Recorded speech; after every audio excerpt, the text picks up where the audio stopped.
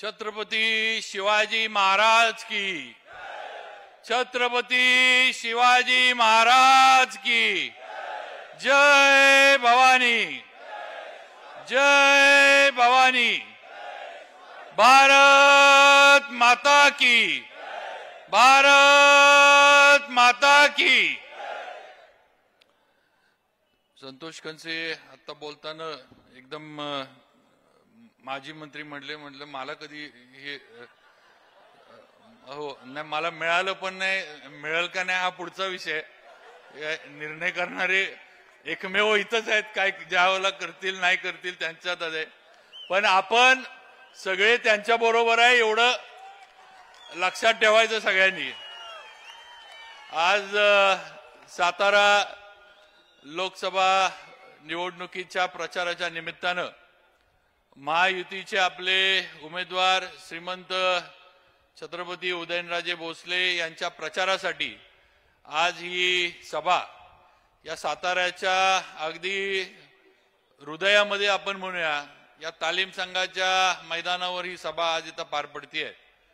आणि आज आपण आलोय कशासाठी आणि कुणासाठी, तर आपण आलोय आपल्या नेत्याचं ऐकायला, ज्यांनी आपल्याला भरभरून दिलं, ज्यांनी आपल्यासाठी राज्याच्या तिजोरीची दारं पूर्णपणे उघडी ठेवली आणि सातारकरांना सातारा तालुका, जावळी तालुका या सगळ्यांना कोट्यावधीचा निधी वेगवेगळ्या कामांसाठी वाटला, त्या आपल्या नेत्यांना मान्य देवेंद्रजी फडणवीसांना आपण ऐकायला आलोय। आणि त्यांचं आपल्याबद्दल असणारी संकल्पना ही आपल्याला त्यांच्याकडनं समजून घ्यायची आहे।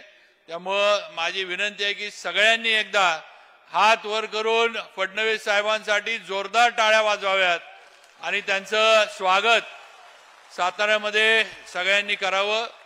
त्याचबरोबर या प्रचार सभेसाठी उपस्थित असलेले आपले महाराष्ट्राचे ग्रामविकास मंत्री आणि आमचे सर्वांचे मार्गदर्शक मान्य नामदार गिरीश भाऊ महाजन, आपले पालकमंत्री मान्य नामदार शंभूराज देसाई, त्याचबरोबर आपले उमेदवार आणि जे येत्या 7 तारखेला मतदान घेऊन गुलाल हा भारतीय जनता पार्टी आणि महायुतीच्या कार्यकर्त्यांवर ज्यांच्यामुळे पडणार आहे ते श्रीमंत छत्रपती उदयनराजे भोसले, मान्य माझे सहकारी मित्र आणि आपले आमदार महेशदादा शिंदे, त्याचप्रमाणे माननीय महादेवजी जानकर साहेब, त्याचप्रमाणे आपले शिवसेनेचे मान्य चंद्रकांत जाधव, मान्य एकनाथजी ओंबळे, त्याचप्रमाणे मान्य राष्ट्रवादीचे मान्य अमितदादा कदम, आरपीआय आटोले गटाचे अध्यक्ष जिल्ह्याचे मान्य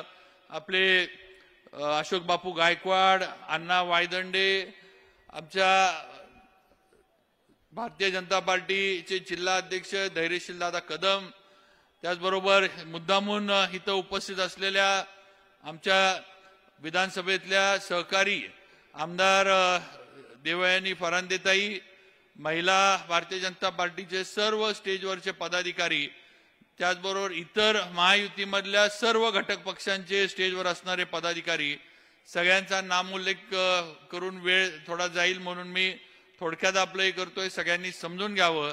आणि आजच्या या सभेला उपस्थित असलेले माझे सर्व सातारकर बंधू भगिनी आणि तरुण मित्रांनो, आज आपण लोकसभेच्या निवडणुकीचा निर्णय करायला निघालोय। राहिलेत 3-4 दिवस आणि या 3-4 दिवसामध्ये आपल्याला निर्णयावर यायचंय की आपण कुणाच्या बाजूने आहे। ही निवडणूक आपली स्थानिक निवडणूक नाहीये, ही निवडणूक आपल्या इथल्या हेवेदाव्यांची किंवा इथल्या राजकारणाची नाहीये। बंधू भगिनींनो, ही निवडणूक देशाची आहे हे लक्षात ठेवा। ही निवडणूक हे ठरवणार आहे की आपल्या एका मतानं भारताचा पंतप्रधान, भारताची जबाबदारी, देशाची जबाबदारी, देशाचा विकास आणि या भारताचं संरक्षण करण्याचं काम हे कुणाच्या हातामध्ये जाणार आहे हे आपल्याला या निवडणुकीच्या माध्यमातून ठरवायचंय। आणि म्हणून ही निवडणूक आपण सगळ्यांनी आपले जे काही स्थानिक विषय आहेत हे बाजूला ठेवून पंतप्रधान नरेंद्र मोदींना परत एकदा दिल्लीच्या तख्तावर आपण बसवायचंय। ह्याच्यासाठी आपण ही निवडणूक सगळ्यांनी हातामध्ये घेतली आहे, घ्यायची आहे, हे सर्व उपस्थित माझ्या तमाम बंधू भगिनींना, मतदार बंधू भगिनींना मला सांगावंसं वाटतंय। आज गेल्या 10 वर्षामध्ये पंतप्रधान नरेंद्रजी मोदी यांच्या माध्यमातून जे काम देशामध्ये झाले, अगदी देशातच नाही तर जे काम विश्वामध्ये त्यांनी करून दाखवले, एक युगपुरुष म्हणून पंतप्रधान नरेंद्र मोदी हे आपल्या विश्वामध्ये आणि आपल्या याच्यामध्ये ओळखले जातात। ही वस्तुस्थिती आपण लक्षात घेतली पाहिजे। त्यामुळे बंधू भगिनींनो, नुसती पंतप्रधान नरेंद्र मोदींच्या नेतृत्वाची गरज ही नुसती आपल्याला नाही आहे, नुसती आपल्या भारताला नाही आहे, तर विश्वाला आहे, हे आपण सगळ्यांनी लक्षात ठेवा। आज जे विश्वातले अनेक ठिकाणचे जे आपण जे काही वाद विवाद तंटे कॉन्फ्लिक्ट ज्याला आपण म्हणतो, जिथं जिथं लढाया चालल्यात, आज तिथं UN सारख्या संस्थेकडनं पण पंतप्रधान नरेंद्रजी मोदी यांना विनंती केली जाते की तुम्ही याच्यामध्ये लक्ष घाला आणि तुम्ही या देशांमध्ये समेट घडवून आणा। एवढं मोठं नेतृत्व आज आपल्या इथं आहे आणि या नेतृत्वाला मतदान करण्याची आपल्याला संधी ही उदयनराजेंच्या माध्यमातून मिळतीये, हे सगळ्यांनी लक्षात घेतलं पाहिजे। आपण थेट पंतप्रधानांना मतदान इथनं करू शकत नाहीत, आपले ते उमेदवार नाहीत म्हणून, पण उदयनराजेंना मत द्यायचं, कमळाला मत द्यायचं म्हणजे पंतप्रधान नरेंद्र मोदी यांना मत द्यायचं, हे आपण सगळ्यांनी लक्षात घेतलं पाहिजे। आणि म्हणून माझी आपल्याला विनंती आहे की विरोधक काय सांगतात, विरोधक काय बोलतात किंवा काय आरोप करतात, ह्याच्याकडं आता लक्ष द्यायची गरज नाही। आपल्याला एवढं बलाढ्य नेतृत्व पंतप्रधान नरेंद्रजी मोदींच्या माध्यमातून मिळाले, त्यामुळे आपल्याला विरोधकांकडं आणि जी काय महाविकास आघाडीचं जे काही इथलं चाललेलं जे काही राजकारण आहे ह्याच्याकडे बघण्याची गरज नाही, हे या निमित्तानं आपल्याला सगळ्यांना सांगावंसं वाटतंय। आज जसं पंतप्रधानांनी देशावर लक्ष ठेवलंय, तसं बंधू भगिनींनो, देवेंद्रजी फडणवीसांनी आपल्यावर लक्ष ठेवलंय, हे पण विसरून चालणार नाही। आज या आपल्या महाराष्ट्राच्या नेत्यानं, या तरुण नेतृत्वानं आपल्याला भरभरून देण्याचा निर्णय किंवा भरभरून देण्याचं काम केलंय, हे सगळ्यांनी लक्षात ठेवा। आज आपल्या इथं नगरपालिकेच्या माध्यमातून होणारी कामं, आज आपल्या अगदी जो कासचा रस्ता एवढा आपण आता सगळेजण जे आता सातारगड म्हणून प्रेमात आहे सगळे त्या रस्त्याच्या, तो असेल, आपल्या अजिंक्यतारा जी आपल्या सातारची अस्मिता आहे, जी आपल्या सातारची ओळख आहे, त्या अजिंक्यताऱ्याचा रस्ता असेल, किंवा आपल्या सगळ्यांसाठी म्हणजे शहरामध्ये तर कोट्यावधीचा निधी फडणवीस साहेबांनी आपल्याला दिला, हे आपण लक्षात घ्या। म्हणून आता वेळ आलेली आहे की आता इकडं तिकडं बघायचं नाही, आता एकमेव निर्णय कमळ आणि कमळासमोरचं बटन दाबायचं आणि महायुतीला विजयी करायचं। बाकी जास्त इथं बोलण्यापेक्षा आपल्याला खरं म्हणजे फडणवीस साहेबांचं ऐकायचंय। फडणवीस साहेबांचे विचार काय आहेत, फडणवीस साहेब देवेंद्रजी आपल्यासाठी काय करू इच्छितात, हे आपल्याला सगळ्यांना खरं म्हणजे ऐकायचंय। पण मी आज आपल्या सर्वांच्या वतीनं इथं माझे नेते देवेंद्रजी फडणवीस यांना शब्द देतो की साहेब, या सातारा जावळी मतदारसंघातनं मोठ्या मताधिक्यानं आम्ही उदयनराजांना मताधिक्य देऊन निवडून देऊ। आपण टाकलेला विश्वास आम्ही 100% सार्थ करून दाखवू, हा शब्द माझ्या सातारकरांच्या वतीनं, जावळीकरांच्या वतीनं मी देऊ इच्छितो। साहेब, दोन्ही तालुके हे इतिहासामध्ये नोंद असणारे तालुके आहेत आणि इथल्या शब्दाला किंमत आहे, हे आपण लक्षात ठेवा। आमचे इथले मावळे जे आहेत, जे छत्रपती शाहू महाराजांनी या सातारची राजधानी म्हणून स्थापना केली, या शाहूनगरीमध्ये राहणारे आमची सगळे मावळे असतील किंवा जावळी सारख्या पराक्रमी तालुक्यामध्ये असणारे माझे डोंगर कपारीतले मावळे असतील, साहेब आम्ही कुठल्याही आमिषाला, कुठल्याही याला भूल तापांना बळी पडणार नाही। फक्त आपला विश्वास आमच्यावर कायम राहू दे। पुढच्या आमच्या काही या तालुक्यासाठी, या शहरासाठी संकल्पना आहेत, त्या संकल्पना पूर्ण करण्यासाठी आम्हाला तुम्ही साथ द्या।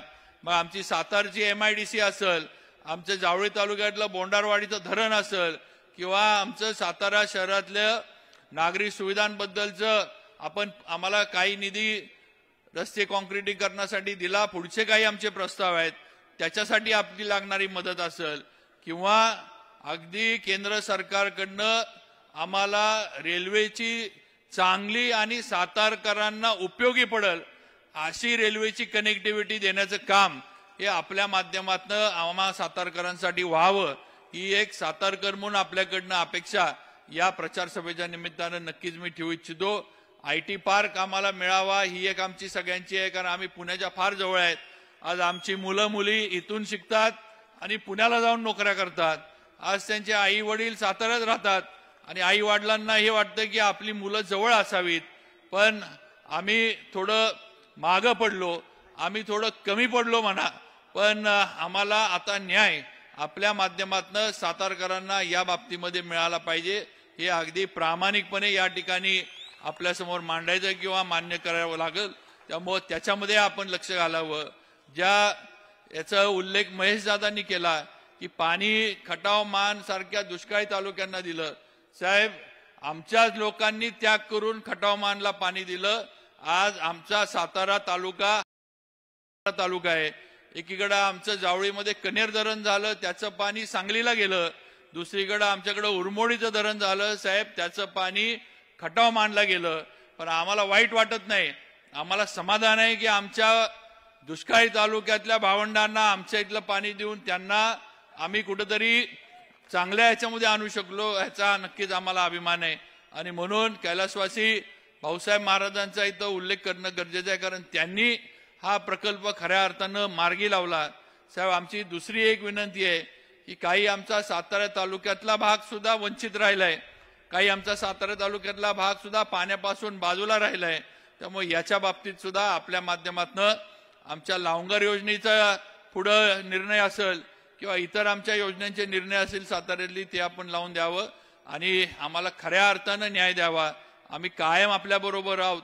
या तालुक्याला निष्ठा ठेवणं आणि निष्ठा पाळणं ही सवय या तालुक्याला कायम आहे। हा तालुका आणि या तालुक्यातला मतदार कधी दगाफटका करून कुठेही गेला नाही आणि आज सुद्धा भारतीय जनता पार्टीच्या मागं आणि आपल्या मागं या तालुक्यातला मतदार, या भूमीतला मतदार, या विधानसभा मतदारसंघातला मतदार हा 100% राहील हे आपल्याला या ठिकाणी खात्री देतो। माझं आपल्याला सगळ्यांना विनंती आहे की महाविकास आघाडीकडनं जो प्रचार चालतो ह्याच्याकडे लक्ष देऊ नका। आज त्यांचं एकच आहे की आपल्याला गोंधळामध्ये टाकून द्यायचं। सातारमध्ये आलं की म्हणायचं कोरेगावला महेश दादांचं आणि आमचं ठरलंय की महेश दादा आमदारकीला आणि शशिकांत शिंदे खासदारकीला असं आमचं ठरलंय।